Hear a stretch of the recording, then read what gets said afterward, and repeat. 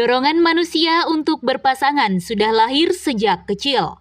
Karena mendambakan pasangan merupakan fitrah manusia sebelum dewasa dan dorongan yang sulit dibendung setelah dewasa. Karena itu, agama mensyariatkan dijalinnya pertemuan antara pria dan wanita dalam ikatan suci yang dinamakan pernikahan.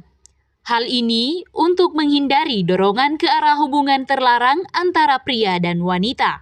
Dorongan tersebut diarahkan dalam sebuah pertemuan sehingga terlaksananya perkawinan. Beralihlah kerisauan pria dan wanita menjadi ketentraman atau sakinah dalam istilah Al-Quran Surah Ar-Rum ayat 21. Muhammad Quraish Shihab dalam wawasan Al-Quran tafsir maudhu'i atas pelbagai persoalan umat menjelaskan bahwa sakinah terambil dari kata sakana yang berarti diam atau tenangnya sesuatu setelah bergejolak.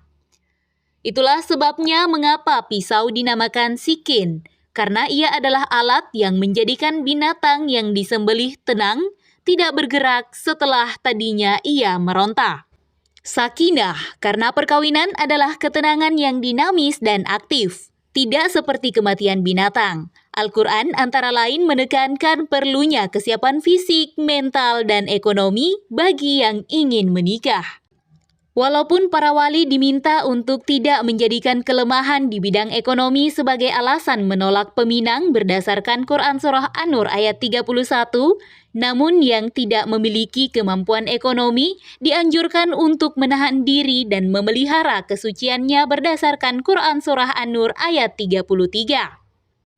Di sisi lain, perlu juga dicatat, walaupun Al-Quran menegaskan bahwa berpasangan atau kawin merupakan ketetapan ilahi bagi makhluknya dan walaupun Rasulullah menegaskan bahwa nikah adalah sunnahnya, tetapi dalam saat yang sama, Al-Quran dan sunnah menetapkan ketentuan-ketentuan yang harus diindahkan.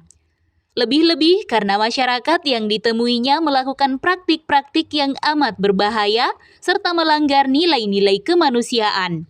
Seperti misalnya mewarisi secara paksa istri mendiang ayah atau ibu tiri yang diceritakan dalam Al-Quran Surah An-Nisa ayat 19.